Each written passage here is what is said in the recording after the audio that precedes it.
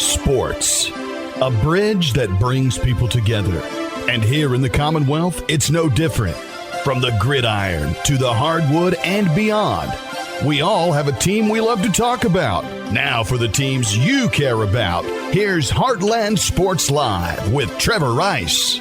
And welcome into Heartland Sports Live. Trevor Rice with you on 106.1 ESPN Radio 1400 AM. We are live streaming also on ESPNRadio1061.com. You can go onto my Twitter link at Radio Trevor Rice. I have a link there to the Apple Podcast and listen to every show. You can download it if you're on the go.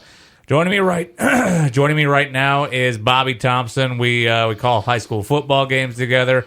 He's with the television station here in town as well during the basketball campaign. And we, fortunately, Bobby, on Friday night, we were dry. It was wet outside, a bunch of turnovers, kind of some sloppy play out on the field. But I think something that both you and I can appreciate is, one, the game was very competitive. B, you could say that there was a defensive battle on Friday night, with the game only being 7-0, some turnovers. Now, the defense forced some of those as well, so you got to give credit to them for playing well on Friday night. But North and Central, I'd say it lived up to the hype. I agree 100%. I think it did live up to the hype. I do think the defenses were able to shine. But I don't know that it answered all the questions that we're going to have. And fortunate for us, if both of these teams take care of business the first weekend in the playoffs 2 weeks from now, we'll see a rematch in 3 weeks, and can't wait for that. That one would take place at North Hardin, but an environment Friday night was incredible. The fans, regardless of the weather conditions, were out, and it was a good battle between two very good teams that I can't wait to see the rematch. Yeah, I coaches don't like to blame the weather, but I mean, it could have impacted the play just a little bit. But I think going into that, we knew that the defenses have been real. They have been legitimate this season. This is not anything surprising by any stretch of the imagination with what they've been doing week in and week out. Who maybe was a surprise on Friday night, and I guess as we get towards the postseason here, if these two teams do match up again, which likely it will be that way up at North Hardin High School now, since North won this matchup, how do you see a rematch going? Well, I'd like to see it in different conditions. I think that the conditions the other night, I do think affected some of the play calling. Just the fact of the ball was slippery. I didn't see as many passes as I thought would take place. But again, I think the defenses at the same time forced both of these offensive coordinators and offensive teams to change the way that they played, or the game that they called. I thought that there was really good just competitiveness there. And you talk about players that shine in particular, and I messed his name up on Friday night, but Devontae Jordan Lamafa for the Trojans, he's the one who actually ended up getting the last strip near the end of the game, popped it free, and Michael Lunds falls on the football that secures the victory for the Trojans. I thought he did an outstanding job the other night, kind of taking away some of their flat areas that Central Hardin liked to throw to. And he was a name that was not on my list going into the ball game that would have a big game. I thought he did. And then another player for the Trojans, Micah Parms, and we called his name a couple of times, but he's the Trojan that stripped the ball after the long pass from Elmore to Sanders. And then Patry falls on it on the 2-yard line, and the Trojans get it back in a situation where it looked like momentum was on Central Hardin's side. So there's two players on that side of the football I thought did a really good job. I will say I was really impressed with Deonka Wilkerson on the other side of the football for the Bruins. Coming off the injury in pregame, it was tender. We saw sometimes in the games he might get it tweaked, but played the entire night. Really didn't take very many plays off. Offensively and defensively came up big. And I think Gavin George came up big on the defensive side the other night, more so than the offensive side, when North Hardin started to throw the football in the second half a lot more because the the different strategy by the Bruins, putting more players in the box, kind of taking away the run. I thought George was the one who was back there knocking balls down, making big tackles, forcing the Trojans into some punting situations. And again, in the second half, there was no scoring that happened in that ball game. So it was the defenses did there, but those are some players that I thought did really good jobs the other night. And it'll be interesting when we go how it will change, because there are things. I went back and watched the film yesterday. There are things that both teams did that I thought they would change the next time they played. And that'll be interesting as to, did they hold things back the other night just so they would have them for 3 weeks from now? I don't know, but that's it's going to be fun to watch that game in 3 weeks. Elizabethtown getting another victory on Friday night, and a big one for them because Bardstown they've been rolling over opponents the last several weeks. And to send that game into overtime, E-Town comes away out on top, 20-14. Coach Brown has those boys playing some real football right now. Can they keep it going moving forward? I think they can. He prepares them from day one to play into the postseason, and he does such a good job of them knowing techniques. But again, and we've talked about this on the air before, their ability to make changes in game and it not affect how they play. It doesn't slow them down a bit when he flip-flops linemen or if he puts in a different back, whatever it is. They do a really, really good job of adapting to what the other team puts in front of them. And, you know, Mark Brown's track record is unquestionable. His ability to make adjustments, his ability to prepare his team for the playoffs is unquestioned one of the best that we've seen in this area in a long, long time. Let's talk about John Hardin. John Hardin, they've faced some trials and tribulations this season, especially the first half of the season. They lose against Spencer County on Friday. They close out the season with Greenwood. Let's talk about this John Hardin team. Coach Ingstern, I saw on Twitter, said he wouldn't trade this group of guys for anybody else. Why do you think it just maybe hasn't clicked as well this season compared to last? Is it youth? Is it just a little bit younger, maybe? I think some of it's that. I think some of it is when you're getting beat early in the season by some of the scores that they got beat by, it's really deflating. And some players that might have been marginal, some players that might have been kind of wanting to play, all of a sudden a lot of people quit. And then your numbers get thin, and then you're asking more people to do more stuff, having more players play both ways. But I think early in the season, they lost so much last year. Their starter and their backup quarterback, some key players on the defensive side, you know, and you see a Cameron Brown who's played really well all season, and those players start to feel a little bit more pressure. I think they press it a little bit more, and it just kind of steamrolls itself. And I think John Hardin's in a good shape, and I understand why Coach Ingstern doesn't want to trade them, and it's because nobody sees what happens Monday through Thursday. Everybody's looking at what happens on Friday nights, and the players that have been there, the players that have stuck through it, the players that have stayed, he's really happy with, because those are guys that go to work every day, and those are guys he wants to have on his side. So I understand that. I just think they had tough scheduling. I think that, again, graduation from last year to this year was big, and there's a lot of youth there. You mentioned it just a moment ago. There's a lot of sophomores and juniors on that team that are going to get a lot of playing time this year that will set them up for a better year next year.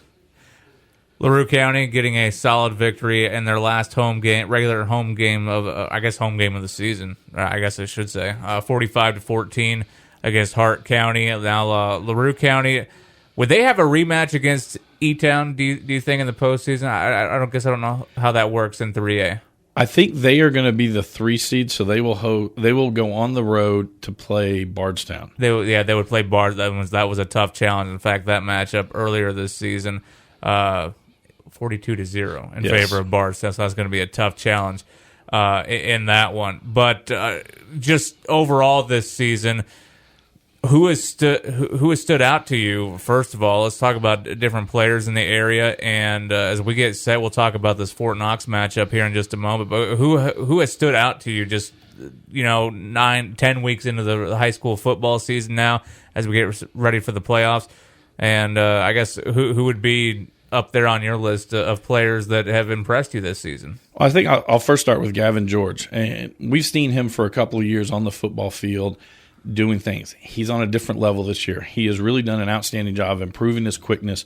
We've seen that more in punt returns and in interceptions. His ability to make players miss in a close, confined area has been really, really impressive, which has allowed him to break some tackles, to get past some people, to get into the end zone. A player at E-Town, I think Cam McNeil, I don't know that I expected him to have quite the season that he has, both offensively and defensively. Joseph Becker is going to be there. It's kind of, we've been spoiled to watch him since he was a sophomore and just how he plays the game at a different mentality.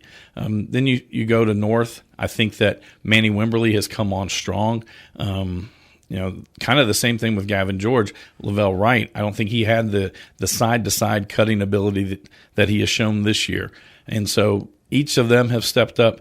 At John Hardin, again, I've liked Cameron Brown from the beginning. I think that he has taken on a lot more from that defensive line position and tried to just do anything he can to help his team come along. So there are players at each of those schools that I like. It's fun watching football in this area because there's so many quality teams. We've been able to, get to see some of that and get to know some of these players and really root for them. And a player from LaRue County, I think Jeremiah Belton, the amount of pressure that had to be put on him after the success that they had last year, and he's really the only returning running back. And all of that got piled on them, but they've continued to succeed and continue to move forward. They definitely do that. We end our regular season with the Fort Knox Eagles this Friday night. Not the season that Coach Arnold and his staff was hoping for. Only 2 wins up to this point. They did get that big one against Fort Campbell earlier in the season. They lose 45-0 to Bethlehem and now take on a Caverna Colonels ball club who rolls into Fort Knox this Friday night. 8 p.m. will be the kickoff, 7:35 pregame. They also have been struggling. They only have 1 win up until this year. So it's going to be 2 teams who, they get a victory this Friday night, it'd be a good way to end the high school football season. And they lost 47-0 to Fulton County this past Friday. Caverna did. So I guess your alma mater in Fort Knox, a couple of victories on the season. If there's one thing I do know, they do have the experience at the quarterback position and Rousey. Yes, and I think they're going to call on him quite a bit. And last year, the game between Caverna and Fort Knox, 71-48, Fort Knox wins that game. I don't know that if those 2 teams squared off on the basketball court, I don't know they would have scored that many points. So Fort Knox, I think, has a mental edge against Caverna. But for Fort Knox, they play in a tough district. Holy Cross is one of the top teams in state, along with Bethlehem last week, who kind of put it to the Eagles. But Fort Knox, Coach Arnold, they got it going in the right direction. The biggest thing for him is going to be, can he keep the players here long enough to teach them the system, to play through the system, to get more snaps on the field. With the turnover rate at Fort Knox and on post, that really hurts them. And now the way that post is set up, it hurts them even more because they've had smaller classes, smaller enrollment size, and they're just not able to get as many players out, as many players to stick around, and it hurts them on the football field. It definitely does. You're right about that. Bobby Thompson joining us here on Heartland Sports Live as we'll be calling the game Friday night. It'll be Fort Knox and Caverna. And if there's one thing I know for certain, Friday night, Bobby, you will be wearing a championship ring. Yes, I will. I will have my rings on for Fort Knox. Look forward to going. I always loved going back on to post. Last year actually was the first time I went back on post and called the Army Bowl ever. Which was always one of the most fun games to be in as a player. It was always going to be tough. There was always, you think about added pressure. The entire post is watching. But it's a great environment to be in. And then this year I look forward to going to this Friday night. I really think that they've got an opportunity against Caverna. And for Coach Arnold and them, it's something to build on if they're able to go Friday night and win a game. Definitely, and we'll be at the Army Bowl again next year. Bobby Thompson joining us here on Heartland Sports Live. Bobby, I appreciate you coming in here on a Monday. I know you're busy doing other things, but I'm grateful for your time, and we will see you Friday. Always appreciate it. Thanks, Trevor. Well, I quickly want to say the Heartland Sports Live is driven by CC Power Sports off exit 121, just south of the Snyder at Brooks Road off I-65. Get your hands on a new or pre-owned Suzuki ATV, motorcycle, or scooter while the deals are hot. CC Power Sports, a short drive up I-65 in Shepherdsville. I have Mike Matheson still coming up here in the next segment. He'll be joining me in the studio as we talk more high school football in the area and get Mike's thoughts on that with the News Enterprise Sports team. So we'll have him coming up here in just a few moments, as well as, I guess, recapping the college football weekend, the pro side of things. The Titans picking up a victory over the Buccaneers down in Nashville. We'll talk about that game and just all the different college festivities with the Wildcats winning, the Cardinals won, and the Hilltoppers coming up short on Saturday. It's Heartland Sports Live, and we're streaming ESPN Radio 1061.com, and we're on 106.1 FM, 1400 AM. Back with more after this. Glorious! No, I won't give in till I'm victorious. And I will defend. And welcome back into Heartland Sports Live on 106.1 ESPN Radio 1400 AM. We are also live streaming on ESPN Radio 1061.com. And we've been talking high school football this hour. Bobby Thompson joining us in the last segment. Now I have Mike Matheson of the News Enterprise Sports team joining me right now on the show. And Mike, you were at the game on Friday. We were talking about the game just a little while ago with Bobby, that North and Central game. And that had playoffs written all over it. The atmosphere, the weather sucked for the most part, but it didn't. It wasn't like we were talking about off the air. It didn't impact the people going. They weren't getting drenched and just not having a good time. Like, it was a playoff atmosphere. The teams were into it. You felt the emotions. Kind of sloppy at times, but maybe you can credit the weather kind of for that. The ball on the ground quite a bit, some fumbles and such. But 7-0, I don't know about you. I like low-scoring games too. I can appreciate any type of game. As long as it's close, both teams are competitive, and everybody's having fun, like I'm all in for it. And I felt like that was a great preview to what we could see in the postseason if those two teams meet up once again. Not only a great preview, by the way, thanks for having me. I appreciate it. Not only a great preview, but if they do play in 3 weeks, how much more intense is that game going to be? Because it's winner take all, loser go home. I mean, like Coach Manley said, you lost a game, but you have a second. Everyone has a second. You have a second life once the playoff starts. Everybody does for the most part. And if Central takes care of Meade and if North takes care of Barron, they meet in week 2 in Radcliffe, and it's going to be showdown part 2. It's going to be everything and then some, because the intensity amps up even more, because it's lose and turn in your pads. It's win and play for the region championship. Look, if you didn't like that football game, then there's something wrong. Because when you walked in, you knew there was going to be a winner and a loser. It was, even if it went to 17 overtimes, there was going to be a winner and a loser. So you knew one team was going to win, one team was going to lose. But if you can't appreciate all the athletes on the field who are busting their tail, who are playing good football, and yes, I firmly believe the first quarter, the rain, both teams had to deal with it to understand how they're going to, okay? Because, look, they practice in dry all week. Now you go to a little bit of annoying, it's kind of an annoying rain, right? Yeah.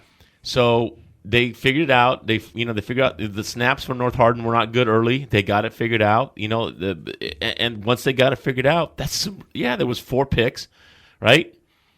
Jordan Lovett picked off 2. Gavin had 1. Chase had 1. And so, but let's just credit the other team. How about just credit the other team because they made really good plays, and credit the other team because their defense made really good plays.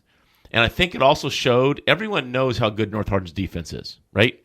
I think Central Hardin's defense got some love and got some respect because they, outside of that one little scramble, shovel, flip pass to Lavelle Wright, that's it. I mean, Lavelle had, 23 carries for 104 yards? He earned every yard he got, right? He earned every single yard. Central both teams earned every yard they got. When I talked to They want to be in that environment. They want to be in a game where every snap matters. And you don't get that a lot in high school athletics. You just don't. You don't. You had one early in the season when North played Ballard, when it ended up 10-6. Even though you felt North was in control the whole game, it was still 10-6, which means any fluke bounce of the ball could make it 13-10 Ballard. Right? So you had those moments, but when you get to a game that once the kickoff starts and then it goes to the final whistle, and you have that kind of atmosphere, those kind of athletes, that kind of game plans working, adjustments on the fly, this, that, it was a great, and I wrote about this today in the paper. Not all those games live up to the hype. They don't. Talk about Super Bowls that don't live up to the hype. Talk about stuff that just doesn't live up to the hype. It just doesn't. I mean, look what the Astros have done to the Nationals after losing 2 games at home. They went into Washington and just beat the tar out of them. Right? So stuff sometimes doesn't always live up to the hype. That game, every second of it lived up to the hype. You mentioned the Central defense, and you're right. We knew North's defense going into that game. They have been phenomenal all year round. That was that was their second shutout of the season that they pitched. That Central Hardin defense, though, really showed that they are for real as well. And if you're Coach Mattingly today, you're more proud than those guys than you've been before, because that is not an easy North Hardin offense to contain and really shut down. No, they have 6 athletes, 6 players with 20 catches or more. Who else has that in the state? Yeah, you might have I like his stats all the time. You might have a guy that, let's say a quarterback is complete. I'm just going to say a number. Let's say a quarterback has completed 50 passes. Okay? And you look at their stats, and one receiver has 35 of them.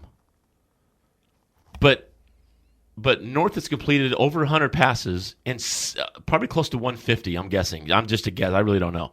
But of the 150, six players have 20 catches or more. Okay, so you obviously know who's going to run the ball. It's going to be Lavelle Wright. He's a man. He told me after the game that Coach Thompson said, here's the keys to the car, carry us. And you know that was going to – even Coach Thompson said, yeah, we've been kind of resting Lavelle for this night, which you understand. Manny picked up a huge 15-yard run at the end, in that last drive, that right? But other than that, Lavelle's running the ball. And but everybody in the stadium knows who's running the ball. But he's got over 1,000 yards, and he gets hard yards. Was there any easy yards Friday night? Seriously, anything easy? Outside of a couple of plays where a big hole developed, and I would say that on the field, especially up front, the way that the defensive lines were playing, you definitely had to catch them off balance for at least one play, or off guard in what they were doing. Otherwise, they were in the backfield a good chunk of plays. Both. And then I talked to Coach Manley, and he told me after the game, he said, we were obviously having a hard time getting stuff going offensively. That was obvious because they did. They had some nice plays, but they still struggled at times there. He goes, so we decided to take a chance on defense, and that take a chance on defense turned into that 27-yard pass from Manny to Ramaj Adams, because the defense that Central had, North had the perfect play called. Congratulations to them. And that's the play that got them out of trouble. That's the play that got them really out of trouble. And now they're at the midfield. Now they're at midfield. Right? So even if you now go 3 and out, you can at least punt the ball and put Central in trouble. Put Central deep. So it just look. You watch the chess match. You listen to the chess match. You watch what's going on. And it's just great high school football. And I understand that your team lost or your team won, but it was great high school football. And we knew North Hardin's defense was excellent going into that game. Just some of the circumstances they were put in that game. The offense turns it over deep in their territory, gives Central a short field. For them to still pitch a shutout in that game is pretty incredible. Even when Central was charging Sanders, when he caught that long pass down the field. And he got stripped from behind. And got stripped from behind. Even when Central was knocking on the door, they'd force a turnover. Their play was remarkable on Friday. Well, it was. I mean, Look, there were some big plays here and there. There weren't game-changing plays, right? Like a 95-yard pass but there were some big plays all night. There was also some big plays that got called back. But the fact that North was able to somehow find a way to bend but not break, because of that, if Trajan, if he doesn't get stripped, which is, look, you don't see the get coming, and you're doing your best to get as many yards. And that it happened last night yesterday in the Browns Patriots game. Nick Chubb was on his way. He had broken a 55-yard run. The New England defensive back came from behind him and literally punched the ball out because he didn't know he was there. So it happens on every level of football. But then you stop them, and then you start with the drive on the 2, and you get yourself out of trouble again. You get yourself out of trouble. So you're able to at least give yourself some room. And North, I bet, I don't know what the numbers are, but I bet money Chase Elmore hasn't been sacked 5 times all season. He got sacked 5 times Friday night. I bet it wasn't 5 times in total the first 8 games. Because I've seen at least 2 or 3 of them, and I don't ever remember him getting sacked. He might have been once or twice, but I don't remember. So he was hurried all night long. Manny was hurried. Manny scrambled. Manny had to get out of trouble, right? He had to flip it here and there. He had to do things. I mean, you know, they bottled up Deonko. I thought Gavin had a really good night. He had 2 punt returns called back, and the one that was down to the 1. How about that penalty? I mean, that's a great play by Gavin on a punt return. And then he did it again later in the game that brought him down to the 30, and it got called back. So here's my guess: they're not punting to Gavin again. If they meet week 2 in the playoffs, why would you let Gavin George touch the ball on purpose? He's a game changer. He is. He proved it. Even though the flags hurt him in those plays, but he's done that throughout the entire season. It's not like that was anything new. He has had multiple touchdown returns in the special teams, and his ability to make people miss in open space is unbelievable. Look, he's one of those freak athletes that was on the field Friday night that's just fun to watch. And give him props. 6 catches, 72 yards. And then having 2 punt returns, 1 taken down, they got called back. How about if that doesn't get called back and Central goes in the score? Now we're 7-7. We may still be there. I mean, that's just how great of a game that was. See, great games don't have to be perfect. That's what people don't understand. Great games don't have to be. Remember last year when the Rams beat the Chiefs 51-48 on a Monday night game, and everyone was whining there was no defense? And then Super Bowl goes 13-3, and everyone was whining there was no offense? Let's just enjoy watching good stuff. Enjoy a competitive game. If the game is close and you're having fun watching it, just enjoy it. Just enjoy it for what it is. We can't, as a society. We just can't enjoy. But that was, it lived up to its hype. It was a great high school football game. Now, like I wrote about today, each team has to turn the page because North has PRP with massive RPI points. Because North had a chance to finish second in the state in RPI, which means if they keep winning the playoffs, they're at home. That's huge. That is huge. Central has a massive RPI game Friday night when they go to South Oldham, who's number 5 in the state in 5A. Right? That's a massive RPI. And like Coach Manley said, you don't want to limp into the playoffs. Because they don't want to limp into the playoffs having lost 2 in a row after going 8-0. So this is a huge game for Central Hardin Friday night. You mentioned you're on the road and you're playing a top 5 team in 5A, and you have to lick your wounds and move forward. Because South Oldham is averaging like 52 a game in their 8-game winning streak, and they're allowing just over 5 defensively. Per game. So, and I wrote about this today. The fact that you just played a North Hardin team that has 6 players with 20 or more catches and Lavelle Wright, which means they can throw the ball all over the field. Right? To anybody at any point in time.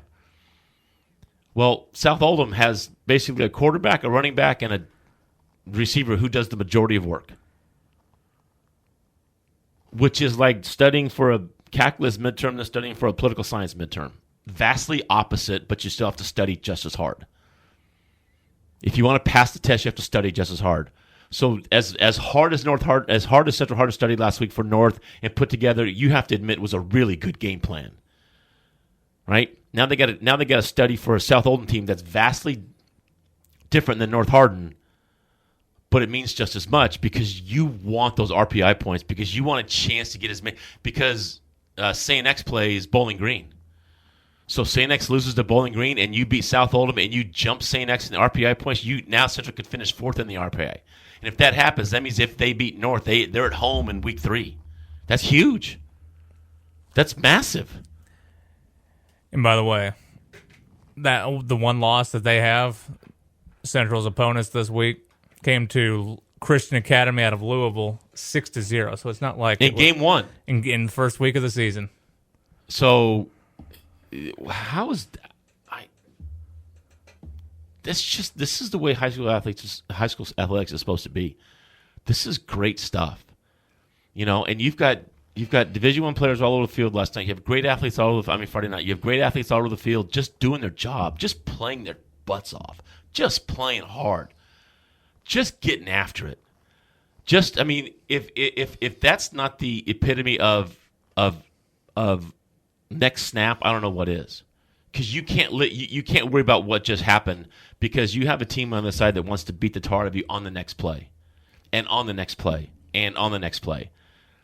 So if North is on offense, Central's defense just wants to punish them in every way possible, wants to tackle Lavelle, wants to get at Manny. And the other way, when Central's on offense, they want to know where Dianco is. They want to make sure Kyler Lee doesn't get loose in the middle. They want it just, and it was like that all night long. So if we see that game in 3 weeks, how much fun is that going to be? That's good. Get there early, by the way. It's going to be a big-time environment. Mike Matheson of the News Enterprise joining us here on Heartland Sports Live.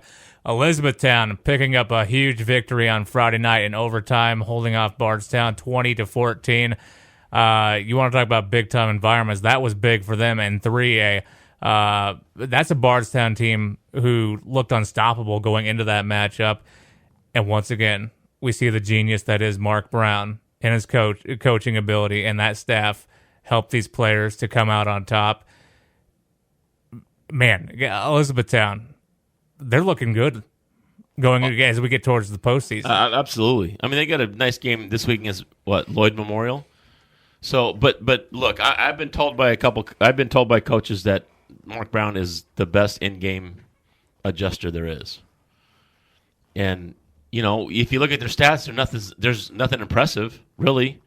But, they came from 14-7 down, scored in the 4th, held Bardstown, and won in overtime. I'm sure the atmosphere at the Elizabethtown Athletic Complex was brilliant. I'm sure that was that was a playoff game in week 10.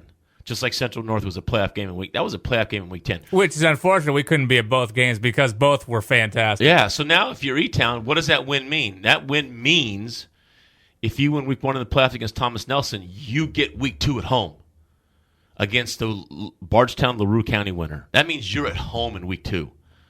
You don't have to travel to Bardstown. You don't have to. You're guaranteed to be home. And not have to go to Bardstown, or if Bardstown beats LaRue and you would have lost to Bardstown, you would have to go to Bardstown in week 2 of the playoffs. No one wants to go on the road. Now you're making Bardstown come to your place again in week 2 of the playoffs for the district championship. That's just a massive win. It got some really good RPI points. It was just a massive, massive win for the Panthers because they've been dinged up. They've lost 2, 3, 4 kids to season-ending injuries. Ryder Gregory, I'm telling you right now, Ryder Gregory taking over for Jackson Curto at safety. Ryder Gregory is as fearless as there is, and he's 5 foot what? Seriously, that kid just gets after it. We all know about Joe Becker and Lovey Grimes and Cameron McNeil and up front with Ryan Piles and those kids, but you look at what they do on the defense with Clockow and those guys, Hope, those guys. Lovey Grimes breaks up the pass to.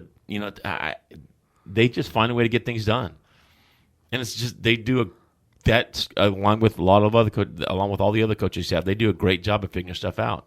But you pick up a dub at home, that means you're guaranteed week 2 at home, and that is huge. And every coach will tell you they don't want to go on the road, right?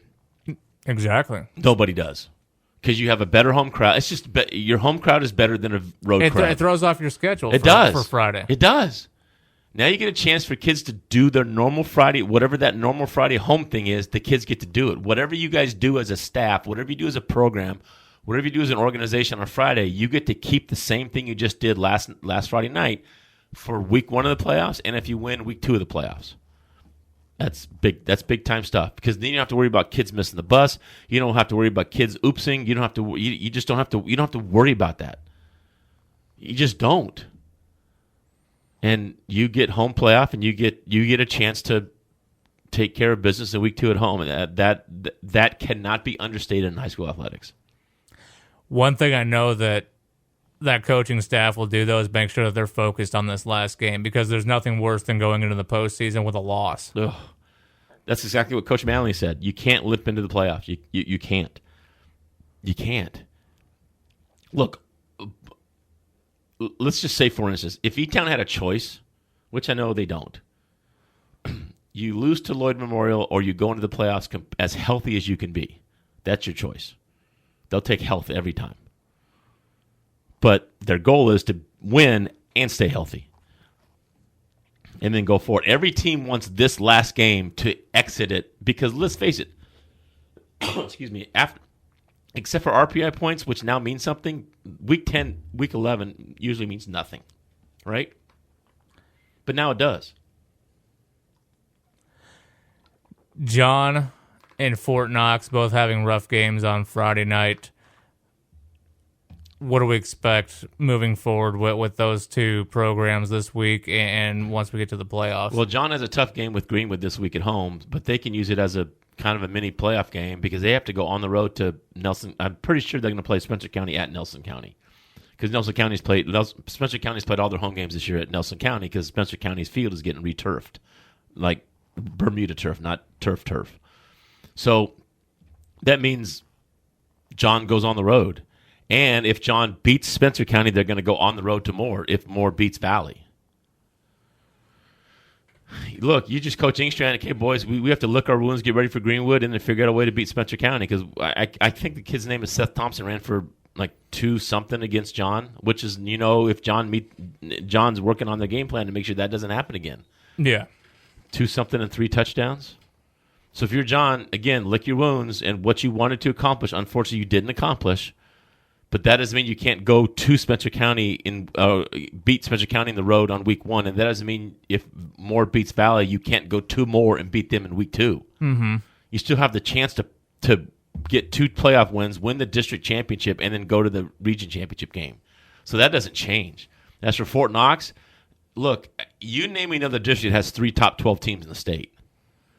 It's Bethlehem, Campbellsville, and Louisville Holy Cross.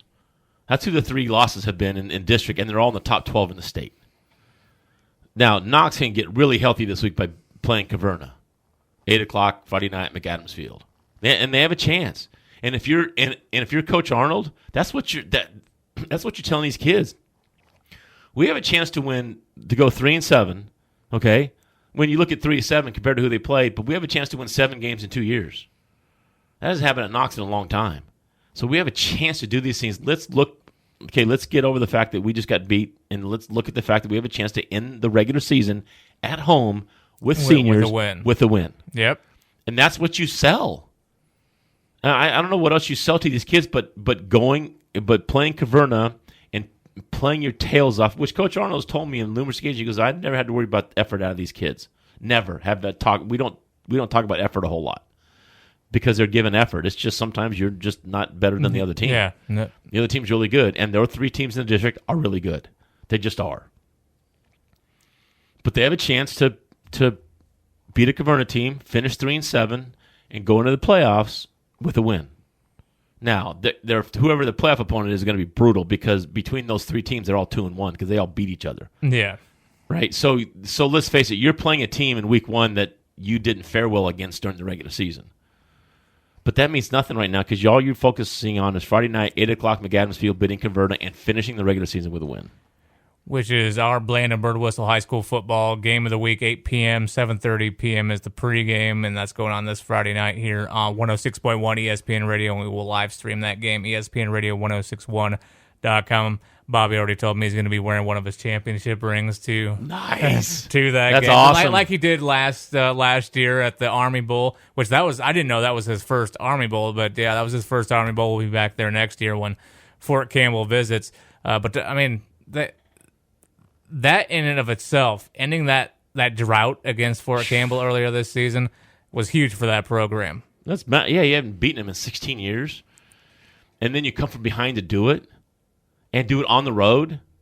Which, if you think about it, 16 years, a lot of the kids on that team were not even were barely alive, if not even born. And those who were didn't even know what Fort Knox was. They weren't. I mean, you don't get a lot of lifers at Fort Knox, right? You just don't. So, and you just look. Wes Arnold's doing a great job with that program. He's doing a great job with that program. And the fact that they ended that streak, which was huge, the fact that they have a chance to beat Cavern Friday night, to get 3 wins, to get seven in 2 years, and now you got to get your kids to see whichever one's, because he has no control, obviously, who's coming back. The seniors, and he's got really good seniors graduating. He's got the Bellamy brothers. He's got Trey Rousey, Sidney Gradney, a lot of those kids who are a lot of talent, to leave. But then you figure out a way to replace the talent with whoever comes and you get that. But at least he can now sell the fact that Fort Knox is going to be competitive, right? They still, I still think they need to tweak their schedule a little bit. My opinion, they're stuck in their district with who they're stuck with, right? So you have to play right now Bethlehem, Campbellsville, and Louisville Holy Cross, but you still have 7 other opponents to fill your schedule with. And Fort Campbell is obvious, so now you have 6. So what are the other 6 teams that you put on your schedule so you can be competitive? And it happens all over the nation when teams are struggling, putting together a competitive schedule. Yeah. Right? That's all that matters. At the end of the day, you got to boost the morale of your team, and you got to give them a chance in going into the season. Absolutely. And that's what coaches do. They look at their schedule on a 2-year basis. Okay, who can we get, and then at the same time, if you've got a team that says we're not playing you next year, now you got to go find another opponent. And sometimes you're limited in who you can find. Right? And sometimes you're just limited in who you can find because of. So let's face it, Knox is limited in who they can find to play against.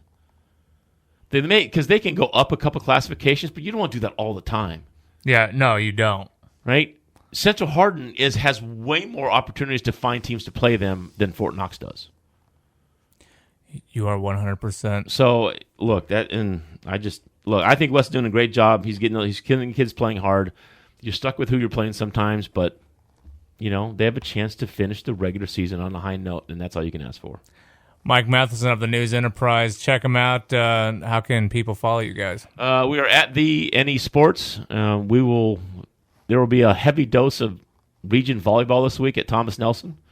Real quick, just a quick synopsis of the other area sports that are wrapping up right now. State cross country is this Saturday at the Horse Park in Lexington. Emma Musgrave from E-Town won the Class AA Region 2 individual championship. Meade County boys won the AAA boys team championship for the first time since 1980. So congratulations to Meade County. They have a good runner in Kaiser Burnett, who's kind of a stud. North qualified. I mean, a lot of teams qualified, but that's this weekend. Region volleyball is this week at Thomas Nelson. The top 2 teams are E-Town and Central. Central plays the Root. E-Town plays the Root tonight at 7:45. If Central and E-Town continue to win, if they do, then they will meet. If they continue to win, they'll meet Thursday night at 7 for the right to make it to the state championship. And they've played 4 times this year, and East-Town's gotten them all 4 times. And that is high quality volleyball. High quality volleyball. Ask Bobby. He saw it the other night in the district championship. I'm telling you right now, the first set the other night between Central and E-Town volleyball was as good a first set of volleyball as I've ever seen, ever in my life. And I've seen a lot of volleyball. It was high level both sides. They were swinging for the fences. They were pounding the balls. The young ladies in the back were sprawling all over the court to dig. It was a great set of volleyball. It was a great set of volleyball. So I'm looking forward. Whoever is the championship game, if it's E-Town Central, I'm just looking forward to more high quality volleyball. Mike Matheson of the News Enterprise, thank you, Sid, for coming in, and we will talk to you again soon. We're just right around the corner from the playoffs here. Yes. The fun season. Thanks, Trevor. Playoffs? We're talking about the playoffs? Yes, we're definitely talking about the playoffs. Well, when we come back, let's wrap up the show. We'll go through some college scores from the weekend here in the area and talk about area pro teams as well. It's Heartland Sports Live on 106.1 ESPN Radio. Hi, this is Wes Arnold, head football coach of the Fort Knox Eagles. You're listening to Heartland Sports Live with Trevor Rice on 106.1 ESPN Radio. And welcome back into Heartland Sports Live on 106.1 ESPN Radio, 1400 AM. We are live streaming this hour on ESPN Radio 1061.com. I want to thank Bobby Thompson with HCECTV and also with us Friday nights this fall here on 106.1 ESPN Radio for joining me in segment one. Mike Matheson of the News Enterprise joining me last segment talking high school football this hour. As we are getting closer and closer to the playoffs, people, let's talk about this Friday's game real quick, though. Really not going to be the playoff atmosphere that you would expect, but it is going to be a big one for Fort Knox as they try to get their third win on the season. They will host the Caverna Colonels this Friday night at 8 p.m. 7:35 will be the pregame coverage. And once again, 106.1 FM, 1400 AM. You can also live stream it, ESPN Radio 1061.com. That game going on this Friday night. Well, it was a big weekend for you Wildcats fans as Kentucky pulled off a big win against Missouri on Saturday as they won 29-7. I saw that Len Bowden, he had a big game, didn't he? Len Bowden, only 54 yards through the air, but on the ground, he was a monster. 21 carries for 204 yards, had 2 touchdowns on Saturday as the Kentucky Wildcats took care of business against the Missouri Tigers, who, if you can believe it, were, I think, just ranked 2 weeks ago. So they have definitely fallen off the map for sure. The Cardinals were in action as they took on a once-ranked opponent as well on Saturday at home, taking on Virginia, going and winning 28-21 at home. Just looking at the stats from Malik Cunningham, he wasn't asked to do much through the air. 6 of 10, 126 yards, did have 1 touchdown. Javian Hawkins, a big day, 28 carries for $136, averaging almost 5 yards a carry, 2 touchdowns. Cunningham on Saturday as well, 11 carries for 97 yards and had 1 touchdown. Western Kentucky football was in action as well as they were over in West Virginia taking on the Marshall Thundering Herd. And the Marshall got up. They got up 14-0 there in the first quarter, and then Western was just playing catch up. Yeah, they could have probably won that game on Saturday, but you don't want to play behind if you're Western Kentucky. You're not that kind of offense this season.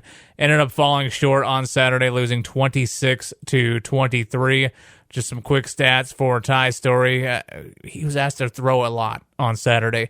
31 of 43, 292 yards, had 1 INT in there. Guys Walker on the ground had 12 carries for a 102, averaging just over just 8.5 yards a carry, 2 touchdowns on Saturday. It just wasn't enough, though, as Marshall ended up holding off Western Kentucky 26-23 on Saturday. And Tennessee Titans, real quick before we part ways this afternoon, they were in action on Sunday yesterday as Mike Keith brought you the call, and they wrap it up winning 27-23. A touchdown in the fourth quarter helped the Titans to win that ball game yesterday as Ryan Tannehill, 21 of 33, 193 yards. Not too many passes way downfield, but he did have 3 touchdowns on Sunday, so you got to appreciate that if you're a Titans fan. Derrick Henry, 16 carries, had 75 yards also yesterday as the Titans won 27-23. Jameis Winston still throwing as many INTs as he is touchdowns throughout his career. 2 touchdowns, 2 interceptions. Did throw for 301 yards, but he is not the quarterback that I think many anticipated him being. Trevor Rice with you here on Heartland Sports Live. We're on 106.1 ESPN Radio, 1400 AM, and we live stream every week, ESPNRadio1061.com. Once again, go to my Twitter account, at Radio Trevor Rice. You can also follow me on Facebook, Trevor Rice on Dash here. My Twitter account, though, I have a link to the Apple Podcast, which you can go back and download every single show, which today's show should be uploaded for tomorrow. So you can listen to that sometime this week if you missed an interview that we had. Again, thank you to Bobby Thompson in segment 1, Mike Matheson in segment 2. And thank you to you guys for joining me for the entire hour as Heartland Sports Live is presented by CC Power Sports. We'll be back next Monday, 5 until 6. Until then, have a fantastic sports week, and let's hope your teams win.